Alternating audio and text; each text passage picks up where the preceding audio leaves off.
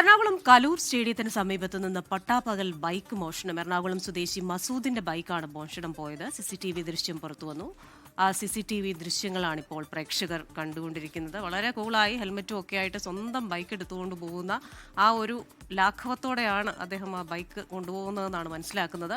എന്തായാലും വിഷ്ണു സുരേഷിന്റെ കൂടുതൽ വിവരങ്ങളുമായിട്ട്. വിഷ്ണുവിന്റെ ബൈക്ക് എങ്ങനെയാണോ വിഷ്ണു എടുത്തുകൊണ്ട് പോകുന്നത് അതേപോലെ ഒരു ഹെൽമറ്റൊക്കെ വെച്ച് ഉത്തരവാദിത്ത ബോധമുള്ള പൗരനായി, നിയമങ്ങൾ അനുസരിക്കുന്ന പൗരനായൊക്കെ വന്ന ബൈക്ക് എടുത്തുകൊണ്ട് പോകുന്നതായിട്ടാണ് മനസ്സിലാക്കുന്നത്. എന്താണ് സംഭവിച്ചത്? അതെ, സ്വന്തം ബൈക്ക് കൊണ്ടുപോകുന്നത് പോലെ തന്നെയാണ് ആ മോഷ്ടാവ് ആ ബൈക്ക് എടുത്തുകൊണ്ട് പോകുന്നത്. കലൂർ സ്റ്റേഡിയത്തിന് സമീപത്തുള്ള ഷോപ്പിംഗ് കോംപ്ലക്സ് ഉണ്ട്, അതിന് താഴെയാണ് ഈ ബൈക്ക് വെച്ചിരുന്നത്.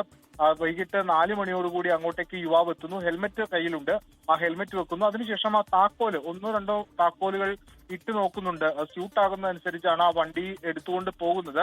CCTV പരിശോധിച്ചപ്പോഴാണ് ബൈക്ക് മോഷണം പോയ കാര്യം ഉടമ അറിയുന്നത്. പിന്നാലെ നോർത്ത് പോലീസിൽ ഇപ്പോൾ പരാതി നൽകിയിട്ടുണ്ട്. നോർത്ത് പോലീസ് ഈ CCTV കേന്ദ്രീകരിച്ച് അന്വേഷണം ആരംഭിച്ചിട്ടുണ്ട്. കഴിഞ്ഞ കുറെ നാളുകളായി കൊച്ചിയിൽ ബൈക്ക് മോഷണം പതിവാണ്. കുറേയേറെ ആളുകളെയൊക്കെ പോലീസ് പിടിക്കുന്നുണ്ട്. പക്ഷേ ഇപ്പോഴും ഒരു വശത്ത് ഈ മോഷണം വർദ്ധിച്ചു വരുന്നതാണ് നമുക്ക് മനസ്സിലാവുന്നത്. യുവാവാണ്. അത് എന്താണ് സാഹചര്യം, അല്ലെങ്കിൽ ഇത്തരത്തിൽ സ്ഥിരമായി മോഷണം നടത്തുന്ന ആളാണോ എന്ന കാര്യമൊക്കെ പോലീസ് വിശദമായി പരിശോധിച്ചു വരികയാണ്. ഉടൻ തന്നെ പിടികൂടാനാകുമെന്ന പ്രതീക്ഷയാണ് പോലീസ് പങ്കുവെക്കുന്നത്.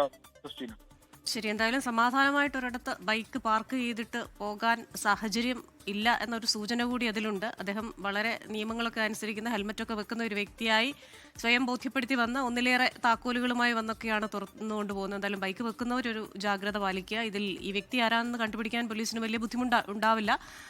കാരണം CCTV ദൃശ്യങ്ങളിൽ ആള് വളരെ വ്യക്തമാണ്. വിഷ്ണു സുരേഷാണ് കൊച്ചിയിൽ നിന്ന് വിവരങ്ങളുമായി ചേർന്നത്.